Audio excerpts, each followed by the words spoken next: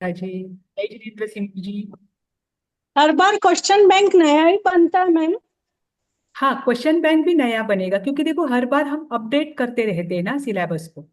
अभी कई हाँ जैसे कुछ हाँ हाँ। कुछ सब्जेक्ट ऐसे हैं जिसे हम अपडेट करने की जरूरत नहीं होती है, उसका सिलेबस कंफर्म होता है। जैसे टेक्स्ट वाले जो सब्जेक्ट होते हैं जिसका सीधा सीधा आगम हो, शास्त्र हो, या फिर आपको आरएम है, रिसर्च मेथोडोलॉजी हो, ये सब्जेक्ट चेंज नहीं होते। इनको कोई अपडेट करने की जरूरत नहीं होती, तो ये वही रहेंगे। लेकिन हर साल अगर बाकी के सब्जेक्ट रहेंगे तो वो चेंज होते रहेंगे, अपडेट करते रहेंगे, तो क्वेश्चन भी बदलने पड़ते हैं। इसीलिए सबको बदलना पड़ेगा। तो मैं भी जो पढ़ाया जाएगा या पढ़ाएंगे हम, उस हिसाब से बनाऊंगी और आपको दे दूंगी। ओके। पर मेरा तो ये कहना है कि अब आपको क्वेश्चन बैंक देने की कोई जरूरत नहीं है। दीजिए मैम, और क्या कर लेंगे। नहीं, वैसे नहीं। क्योंकि आपका विषय देखो, सिलेबस तो हमने वैसे भी कम रखा है, आपका स्टडी मटेरियल भी थोड़ा ही रहेगा, ज्यादा तो रहेगा नहीं। हाँ। और आप तो वैसे भी सब कुछ हम्म। पढ़ते हो, तो आपको क्या क्वेश्चन बैंक की जरूरत। हाँ, वैसे तो मैम क्वेश्चन बैंक में पूरा पोर्शन आ मार्क्स ही देख के, जाता है। हमारे मार्क्स और आंसर शीट देके आप ही पछताएंगे कि क्वेश्चन बैंक दे देना था। नहीं, आपके आंसर शीट देखकर ही लग रहा है कि आपको जरूरत नहीं है।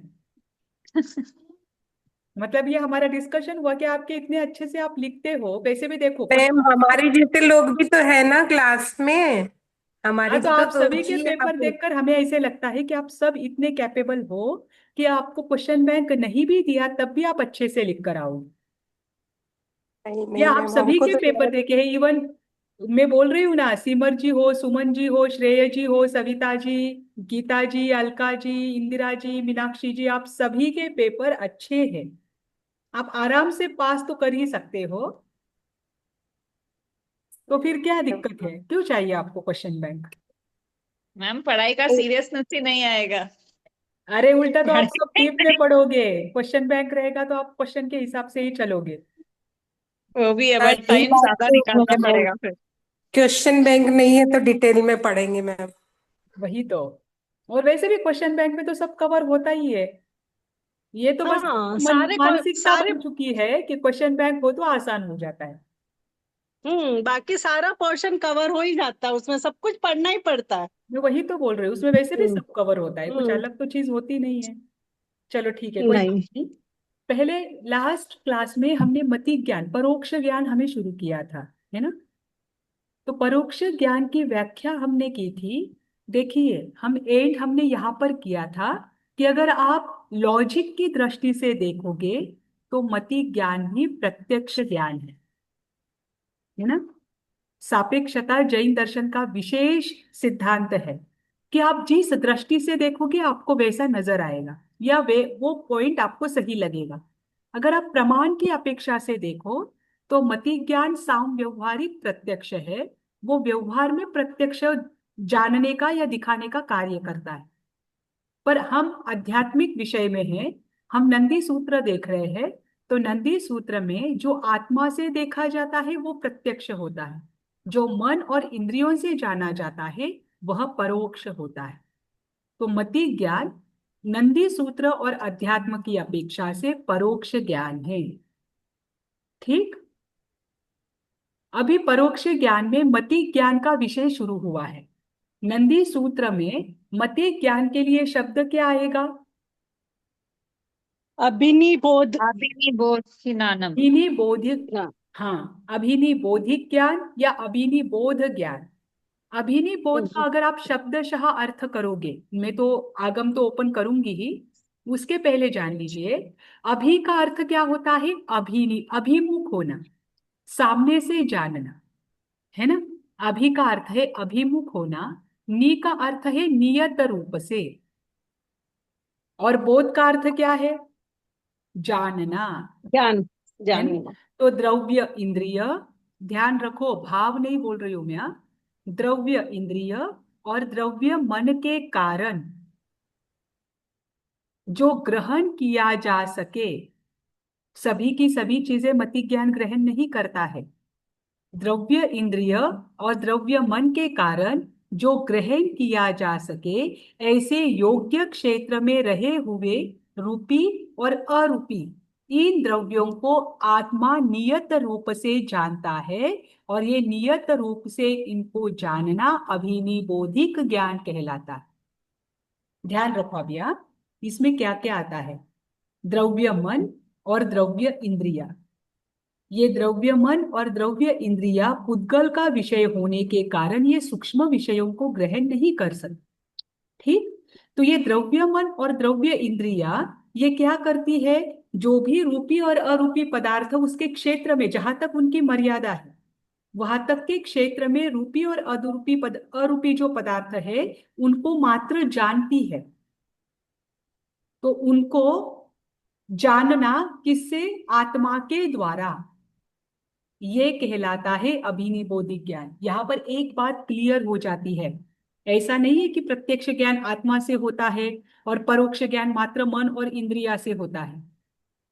मन और इंद्रिया से होते हुए भी आत्मा उसमें गौण रूप में सहायक है ना, क्योंकि उपयोग करना यह आत्मा का गुण है। ध्यान रखना, ऐसा नहीं होता है कि मात्र मन और इंद्रियों से होने वाला मति ज्ञान है। इसमें पीछे से आत्मा भी क्या करती है, आत्मा ही तो जानती है ना। तो ये यस। अभिनिबोधिक ज्ञान कहलाता है। बस इतना है कि यहाँ पर मुख्यतः 5 इंद्रिया और मन की होती है। ठीक, अब मुझे बताइए, मति ज्ञान और श्रुत ज्ञान ये दोनों साथ में रहते हैं, या कभी ऐसा होता है कि मति ज्ञान है श्रुत ज्ञान नहीं है, श्रुत ज्ञान है मति ज्ञान नहीं है? साथ में रहता है। साथ में ये रहता है। साथ है ना, रहते हैं, साथ साथ में रहते हैं। रहता है, बरोबर। जहां पर मति ज्ञान रहेगा वहां पर श्रुत ज्ञान भी रहेगा, या जहां पर श्रुत ज्ञान होता है उसके पीछे मति ज्ञान तो अवश्य ही होता है। ठीक, ये दोनों साथ में चलते हैं, ये सहभावी है, इन्हें कहते हैं सहभावी। अब इसमें मति ज्ञान श्रुत ज्ञान का कारण है या श्रुत ज्ञान मति ज्ञान का कारण है? श्रुत ज्ञान श्रुत मति ज्ञान ज्ञान की वजह से मति ज्ञान होता मत है। ज्ञान ज्ञान का कारण है, हाँ तो, क्योंकि ज्ञान मति पूर्वक ही होता है। हाँ मतलब मति ज्ञान श्रुत ज्ञान का कारण है। क्यों पता है क्या आपको? देखिए, यहाँ पर ना कुछ बातें बताई है कि आपको अगर अपना श्रुत ज्ञान तीव्र करना है, तीव्र करना है यानी आपको उसे और स्ट्रॉन्ग बनाना है, तो उसके पीछे मति ज्ञान तीव्र होना आवश्यक है।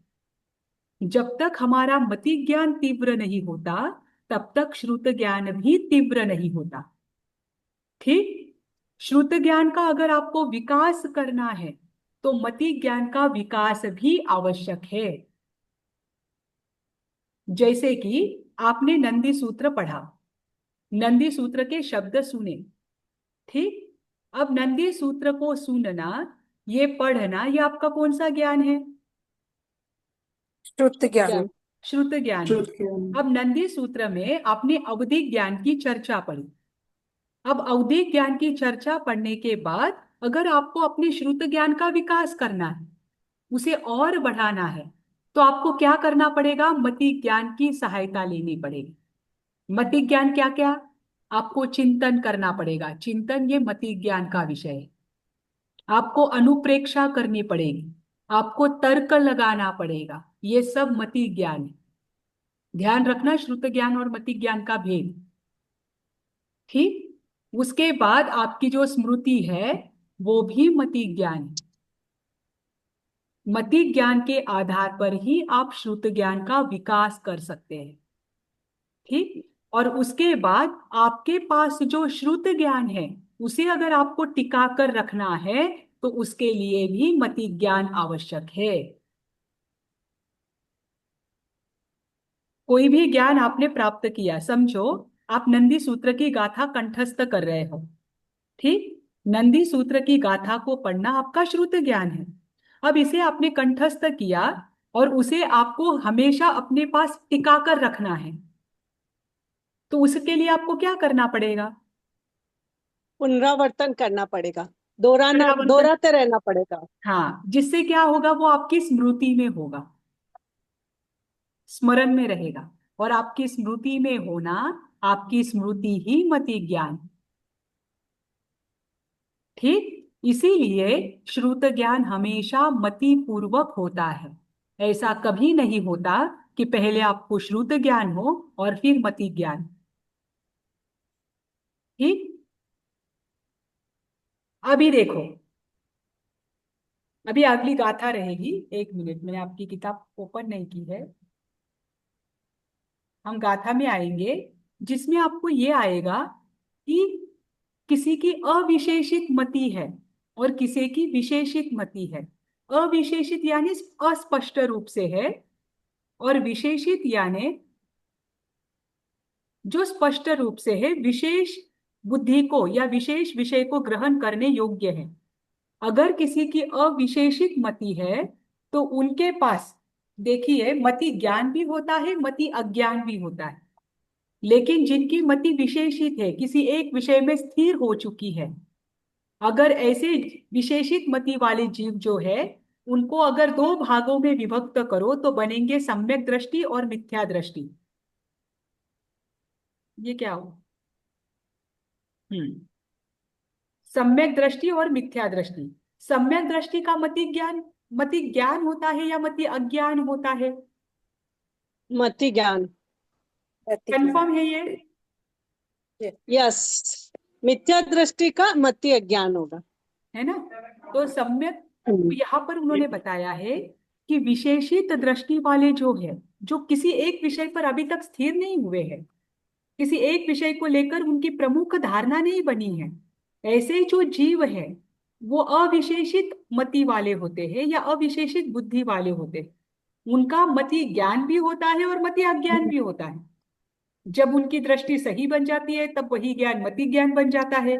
जब उनकी दृष्टि गलत बन जाती है तो वही ज्ञान अज्ञान रूप हो जाता है। तो अविशेषित मति वाले के पास मति ज्ञान भी होता है और मति अज्ञान भी होता है। लेकिन अगर विशेषित मति वाले हैं, जैसे कोई सम्यक दृष्टि और मिथ्या दृष्टि है, ये दोनों भी विशेषित मति वाले जीव है। इनकी बुद्धि स्थिर हो चुकी है किसी एक विषय पर, ये अस्थिर बुद्धि वाले नहीं है। देखो, स्थिर बुद्धि वालों में दोनों को रखा है, सम्यक दृष्टि को भी रखा है और मिथ्या दृष्टि को भी रखा है। इनकी जो बुद्धि होती है, इनकी जो मति होती है, अगर वह सम्यक दृष्टि है तो मति ज्ञान कहलाएगी, अगर मिथ्या दृष्टि है तो वो मति अज्ञान कहलाएगी। ठीक। यहाँ पर देखो, वो उससे लेकर एक गाथा पहले आपको बताएंगे।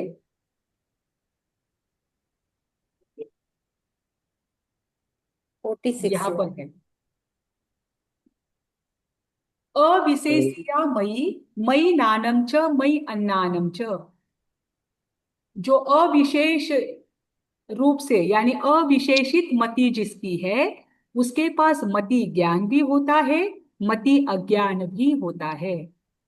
और जिनकी विशेष दृष्टि है, जो विशेषित है, उनके, देखिए अगली लाइन, विशेषिया समदिठिस मयि मयि नानम। जो विशेषित है, ऐसे सम्यक दृष्टि की मति जो है वह मति ज्ञान है। और मिच्छा दिठिस मयि मयि अन्नानम। और जो मिच्छा दृष्टि यानी मिथ्या दृष्टि वाले जो जीव है, उनकी मति मति अज्ञान कहलाती है। उसी प्रकार श्रुत ज्ञान को भी उन्होंने दो रूप में दिया है कि अगर कोई अविशेषित श्रुत वाला व्यक्ति है, जिनके पास श्रुत का कोई प्रॉपर नॉलेज नहीं है, प्रॉपर स्थिरता नहीं है, उनका श्रुत ज्ञान भी है और श्रुत अज्ञान भी है। पर जो विशेष बुद्धि वाले हैं, अगर वे सम्यक दृष्टि है तो उनका श्रुत ज्ञान है, और मिथ्या दृष्टि वालों का यानी मिथ्या दृष्टि वालों का श्रुत अज्ञान है। इसे लेकर एक विशेष गाथा आगे आएगी, मैं आपको बताती हूँ। बस इतना ध्यान रखना कि सम्यक दृष्टि वालों का मति मति ज्ञान कहलाता है और उनका श्रुत ज्ञान कहलाता है। यहाँ पर आपको एक बात क्लियर की है उन्होंने इस सूत्र के माध्यम से। क्या बात क्लियर की है उन्होंने? कि सम्यक दृष्टि वाले के पास कोई भी श्रुत हो, वह श्रुत ज्ञान ही कहलाता है, वो कभी अज्ञान नहीं कहलाता। अब मैं आपको एग्जाम्पल बताती हूँ। ऐसे देखा जाए तो आपको श्रुत ज्ञान के अंतर्गत सम्यक श्रुत कौन से है और मिथ्या श्रुत कौन से है, इनका वर्णन आएगा। सम्यक श्रुत के अंतर्गत वहां पर वो श्रुत लिया जाएगा जो कि आपकी आत्मा के ऊर्ध्वकता के लिए या ऊर्ध्वगमन करने में सहायक हो, जैसे आगम आदि है। और मिथ्या श्रुत के अंतर्गत जो व्यवहारिक शिक्षा है, जैसे भूमि आदि का शास्त्र हो, या निमित्त ज्ञान आदि का शास्त्र हो, ज्योतिष विद्या आदि हो, जो कि आपकी भौतिक समृद्धि बढ़ाता है, उनको मिथ्या श्रुत के अंतर्गत लिया है ना।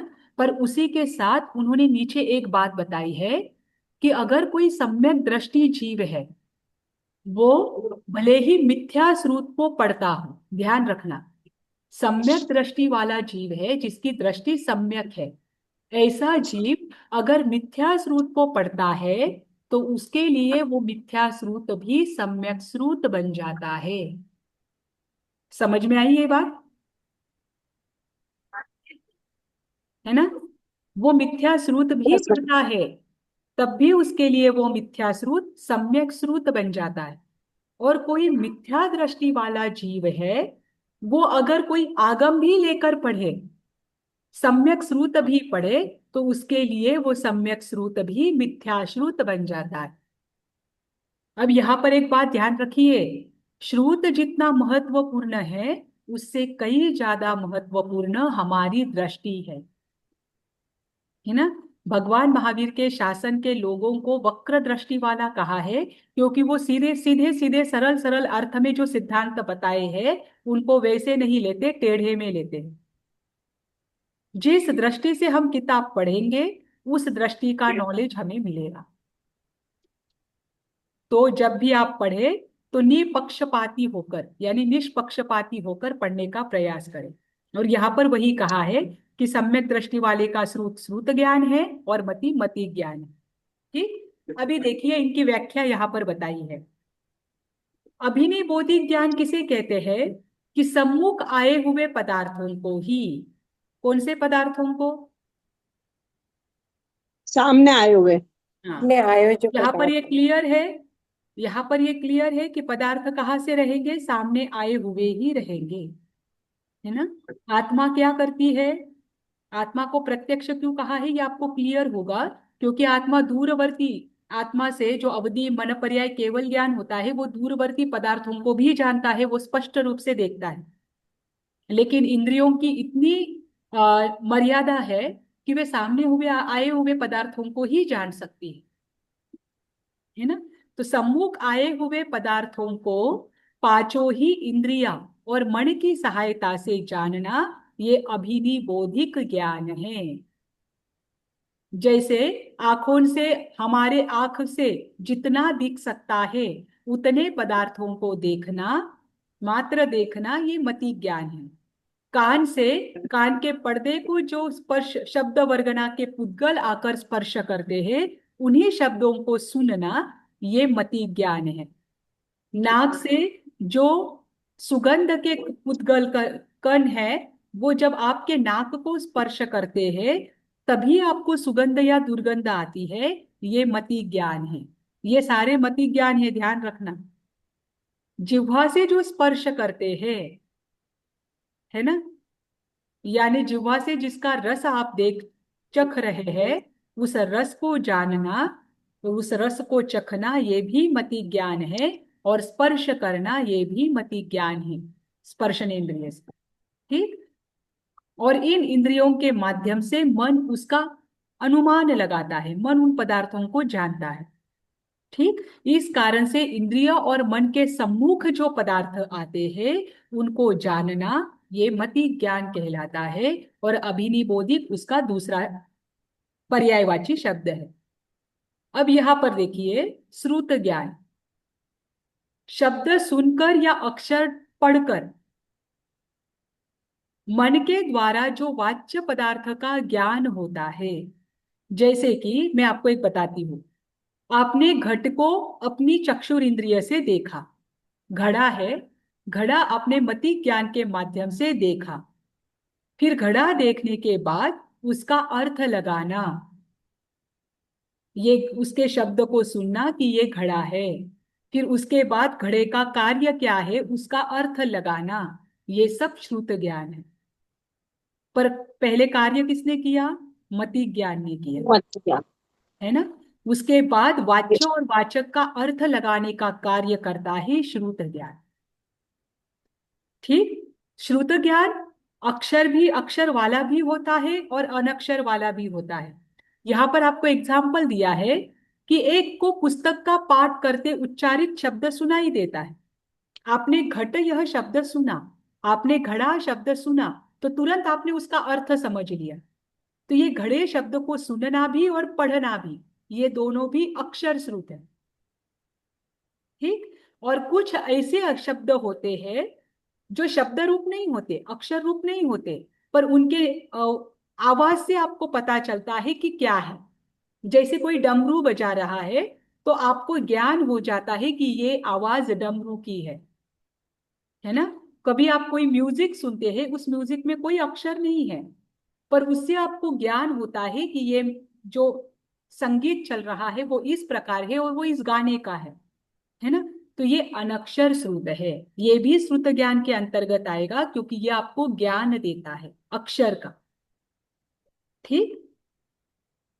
मैम एक अभिनिबोध का एक बार वापस अर्थ बताइए ना। अभी अभी का आपने अर्थ बताया है, था। हाँ देखिए, अभी का अर्थ है अभिमुख, नी का अर्थ है नियत, और बोध का अर्थ है जानना या बोध को प्राप्त होना।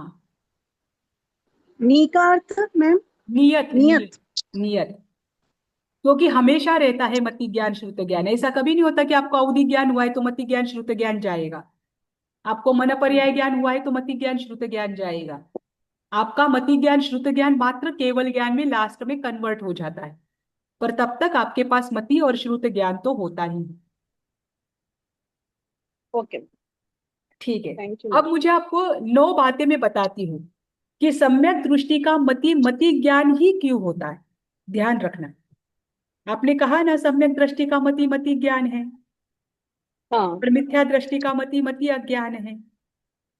तो सम्यक दृष्टि का मति हमेशा मति ज्ञान ही क्यों होता है, उसे लेकर 9 बातें आगम में आती है, यहाँ पर नहीं है, आगम में आती है। उसमें सबसे पहली बात बताई है कि सम्यक दृष्टि जो जीव है उन्होंने सम्यक दर्शन को प्राप्त किया है ना।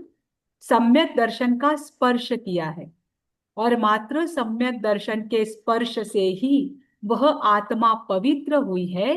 इस कारण से उस आत्मा का जो ज्ञान है, जो मति है, वो मति मति ज्ञान बन जाती है। ठीक।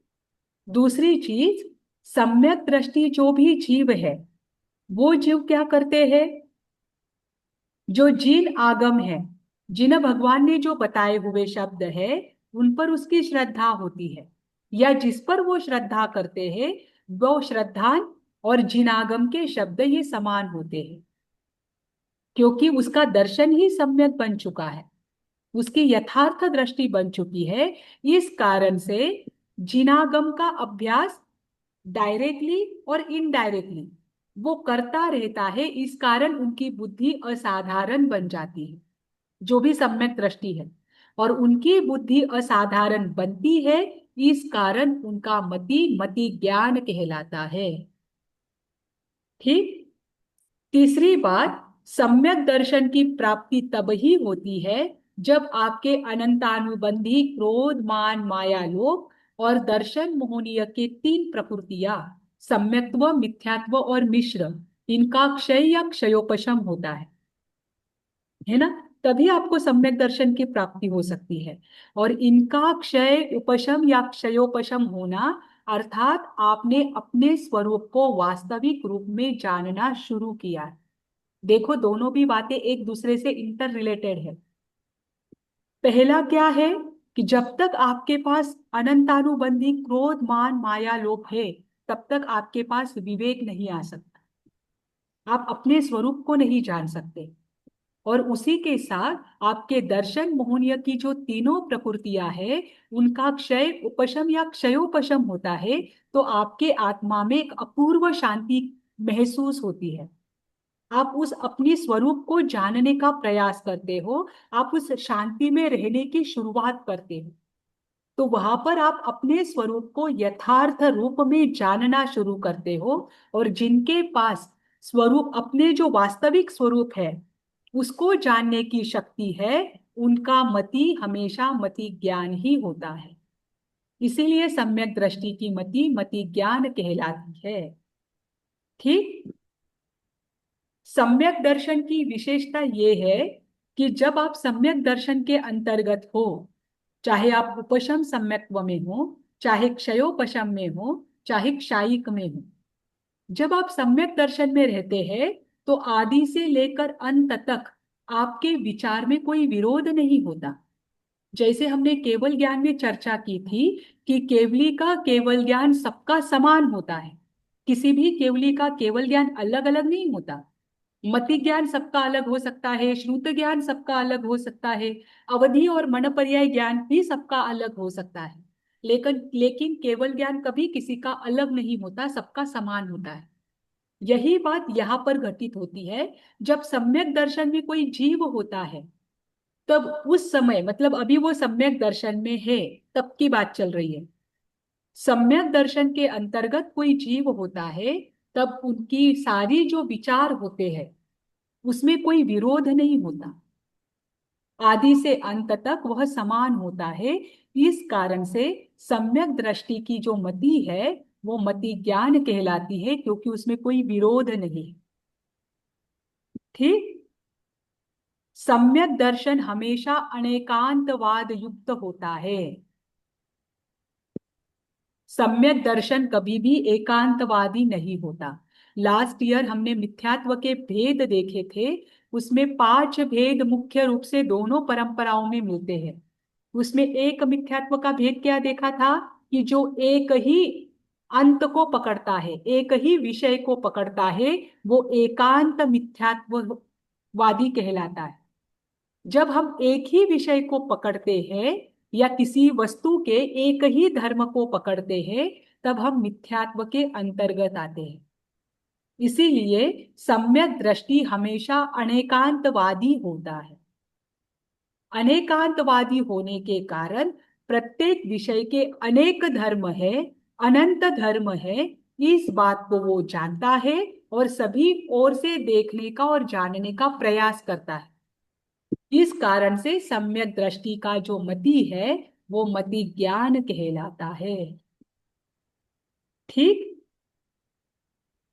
फिर उनके अंतर में जब सम्यक दर्शन की प्राप्ति होती है तो उनको सम यानी समानता, समता, हाँ। दोनों भी बातें हैं।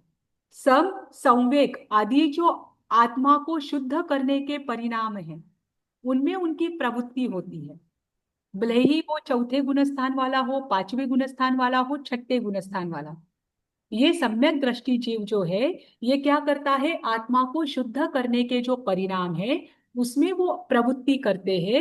इस कारण से उनकी जो मति है वो भ्रष्ट नहीं होने के कारण मति ज्ञान कहलाती है। ठीक। फिर इनके अंदर उत्कृष्ट चारित्र के उत्पन्न होता है। भव विच्छेद में यह निमित्त बनती है इनकी बुद्धि, क्योंकि सम्यक दर्शन को प्राप्त किया है। और सम्यक दर्शन को प्राप्त करने के बाद ये निश्चित है कि ये जीव मोक्ष प्राप्त करेगा ही करेगा। ऐसे जो सम्यक दृष्टि जीव है उनका मति मति ज्ञान कहलाता है। ये 9 बातें आगमों में आती है जो बताती है कि सम्यक दृष्टि की मति मति ज्ञान क्यों कहलाती है। इसके विरोध में ही आएगा मिथ्या दृष्टि की मति मति अज्ञान कहलाती है। मैम ठीक। लास्ट के 3 में से एक रह गए, एक तो उत्कृष्ट देखो, चारित्र चारित्र, फिर और एक भव मोक्ष विच्छेद, प्राप्त भव करेगा। विच्छेद में निमित्त, अब यहाँ से भव विच्छेद नियमा है, और कर्म क्षय करके मोक्ष प्राप्त करेगा ही करेगा। ठीक। अब ये ओके। अभिनिव बौद्धिक ज्ञान की व्याख्या हमने देखी। पेज नंबर कौन सा है मैम ये, कौन सा? जो अभी आपने पढ़ाया था ना इस बुक में, पेज नंबर, अच्छा 46, ओके। हाँ, अभी अभिनिव बौद्धिक ज्ञान यानी मति ज्ञान के प्रकार कौन कौन से है उसे लेकर वर्णन आएगा, ध्यान रखना। केवल ज्ञान के प्रकार है क्या? केवल ज्ञान अकेला होता है ना, वो एक तो समय की अपेक्षा से बताया है। अवधि ज्ञान के कितने प्रकार देखे थे आपने? 6। छह के पूर्व दो देखे थे ना, भवस्व और, ऐसे तो अनंत है, अवधि नहीं ज्ञान ऐसे नहीं, अनंत, ऐसे नहीं, ऐसे नहीं। पर भव वैसे छह प्रत्यय, भेद। अवधि ज्ञान बहु के प्रमुख प्रत्यय दो और, भेद है। हाँ, हाँ भव प्रत्यय हाँ, और दो भेद है, क्षारोपशमी। बहु प्रत्यय और गुण प्रत्यय बराबर, के छह भेद। हाँ बराबर। अभी यहाँ पर मति ज्ञान के भेद आएंगे। ठीक, मति ज्ञान के भेद को लेकर 47वीं गाथा है। से किंतम अभिनि बोहीय नानम। अभिनि बोधि ज्ञान कितने प्रकार का है? अभिनि बोहीय नानम दुविहम पणत्तम तम जहा। वो अभिनि बोधि ज्ञान दो प्रकार का है। कौन से दो प्रकार? सूय निस्सीयम च असूय निस्सीयम च। श्रुत निस्रित और अश्रुत निस्रित। श्रुत निस्रित जो श्रुत के आश्रय में रहता हो, और अश्रुत निश्रित जिसमें श्रुत का कोई संबंध ना। ठीक, अभी देखिए ये दो प्रकार मति ज्ञान के हैं। अब उसके बाद तुरंत अगली गाथा है। से किंतम असूय निश्चयम। अश्रुत निश्रित जो मति ज्ञान है वो कितने प्रकार का है? असूय निश्चयम चौविहम पणत्तम तमजह। अश्रुत निश्रित चार प्रकार का कहलाया है। कौन से चार प्रकार का है? उपत्तिया, औत्पातिकी, वेनय्या, वैनयिकी, कम्मया, कार्मिकी, परिणामिया, पारिणामिकी, बुद्धि चौविहावुत्ता। ये चार प्रकार की जो बुद्धियां है, पंचमा नोवलभई, इनके अलावा पांचवें प्रकार की कोई भी बुद्धि नहीं है। ऐसा अश्रुत मति ज्ञान यानी अश्रुत निश्रित मति ज्ञान चार प्रकार का है, जो चार प्रकार की बुद्धियां है। देखो, अश्रुत निश्रित मति ज्ञान किसे कहते हैं? अब उस बात को समझिए। जिस मति ज्ञान में या जिस मति ज्ञान का श्रुत ज्ञान के साथ कोई भी संबंध नहीं है, ध्यान रखना। जिस मति ज्ञान का श्रुत ज्ञान के साथ कोई भी संबंध नहीं है, जिस मति ज्ञान में सीखा हुआ श्रुत ज्ञान काम नहीं आता है, और जिस मति ज्ञान में पहले से जो आपके पास श्रुत ज्ञान है उसका कोई भी प्रभाव नहीं होता है, वो मति ज्ञान अश्रुत निश्रित कहलाता है। तीन बातें मैंने बताई। कौन सी बातें बताई?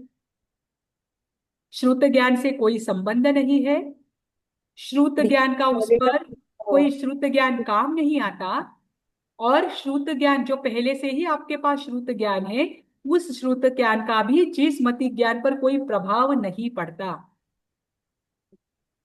ऐसा मति ज्ञान अश्रुत निश्रित मति ज्ञान कहलाता है।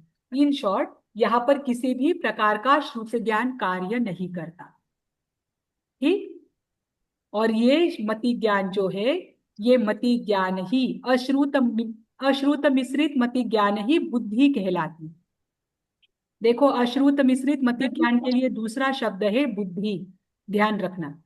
क्योंकि ये जो चार प्रकार की आपको बुद्धि बताई है इनकी मैं व्याख्या करूंगी, इसमें कहीं पर भी आपका श्रुत ज्ञान काम नहीं करने वाला। जब आप अर्थ लगाओगे तब आपको ध्यान में आएगा। ये तो बस आपकी बुद्धि ही कार्य करेगी, यहाँ पर अकेला मति ज्ञान कार्य करेगा। ठीक, अब इसमें सबसे पहली बुद्धि कौन सी है? औत्पातिक। औत्पत्तिक। हाँ, ऐसी बुद्धि जिसमें गुरु का विनय काम नहीं आता, काम का अनुभव काम नहीं आता, और लंबे काल तक आपने जो पर्यालोचन किया है, चिंतन मनन किया है, वो भी काम में नहीं आता। इसमें काम आता है मात्र आपके कर्म का क्षयोपशम। देखो, कभी कभी गुरु के विनय से भी आपकी बुद्धि बढ़ जाती है। कभी कभी कोई कोई काम आप बार बार करते हो तब भी आप उसमें स्थिर बन जाते हो, परफेक्ट बन जाते हो, दोनों भी बातें। और कभी कभी आप कोई चीज को बार बार पर्यालोचन करते हो, उसे देखते हो, उससे भी आपको क्या होता है? नया अनुभव मिलता है। ये तीनों भी यहाँ पर कोई काम का नहीं है। औत्पाती की बुद्धि में मात्र मति ज्ञानावरणीय कर्म का क्षयोपशम ही मुख्य है। जब मति ज्ञानावरणीय कर्म का क्षयोपशम होता है तो उस समय अचानक से जो उपजत बुद्धि हो जाती है, उस उपजत बुद्धि को औत्पाती की बुद्धि कहते हैं। कभी कभी ऐसा होता है ना, किसी विषय से आप एकदम अनभिज्ञ है, आपने आज तक उस विषय को कभी सुना तक नहीं है, और अचानक से वो विषय आपके सामने आ जाता है, तो तुरंत आप उसका हल दे पाते, तुरंत आप उसे सॉल्व कर पाते हो, तुरंत उसको आप समझ लेते हो, और उसके आगे क्या है, उसके स्वरूप क्या है, उसके लिए क्या हम आपको कार्य करना चाहिए, ये आप समझ जाते हो। ये आपकी औत्पाती की बुद्धि है।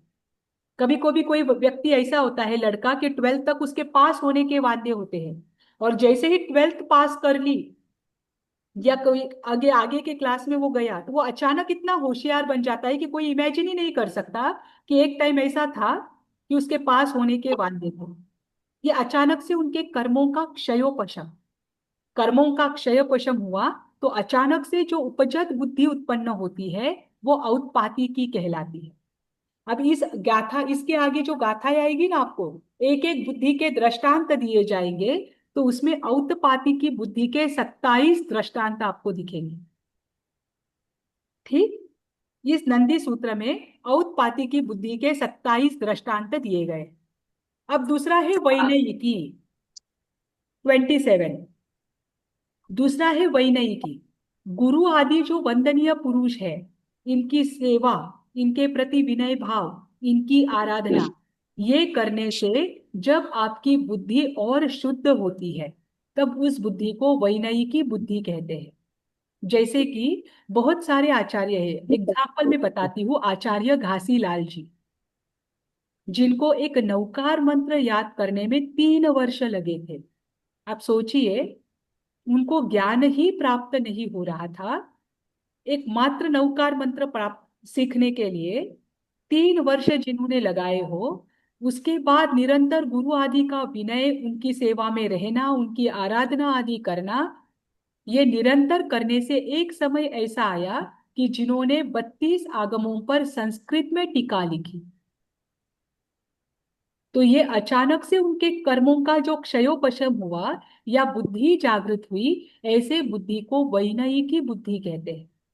ये ध्यान रखना, ऐसा कभी नहीं होता कि आपके पास विनय हो, वास्तविक विनय, दिखाने वाला विनय नहीं, वास्तविक अंदर से अहोभाव हो, आराधना आप कर रहे हो, या आप किसी की सेवा कर रहे हो, जो बड़े गुरु आदि है, आपकी बुद्धि जागृत होती ही है। बुद्धि शुद्धता की ओर जाती ही है, और ऐसी बुद्धि वैनयिकी बुद्धि कहलाती है। ठीक, फिर तीसरा है, क्या मैडम, 32 आगमों का क्या किया मैम उन्होंने? संस्कृत में टीका लिखी और अनुवाद भी किया। ठीक, फिर तीसरी है कार्मिकी, निरंतर कर्म करने से, कर्म यानी क्रिया, यानी कार्य, कोई कार्य आप लगातार करते हो, तो उसमें सुधार होता है ना। आप बोलते हो ना, प्रैक्टिस मेक्स मैन परफेक्ट। बस यस। कार्य बार बार करने से जब उसमें आप में परफेक्ट, आप उसमें बन जाते हो, तो ऐसी जो बुद्धि है जिसमें आप परफेक्ट बन चुके हो, आज आप उसके मास्टर बन चुके हो किसी भी कार्य को लेकर, तो वो आपकी कार्मिकी बुद्धि के कारण, ये आपकी कार्मिकी बुद्धि है ना। और फिर चौथा है पारिणामिकी। पारिणामिकी यानी लंबे काल तक, लंबे समय तक आपने क्या किया है, पीछे का पर्यालोचन किया है, ऑब्जर्वेशन किया है, आपके आजू बाजू में क्या घटता है, और ऑब्जर्वेशन, निरीक्षण करने से, पर्यालोचन करने से जो बुद्धि आपकी प्रकट हुई है, उसे पारिणामिकी बुद्धि कहते हैं। जैसे आपके पास कोई, जैसे कोई डॉक्टर है,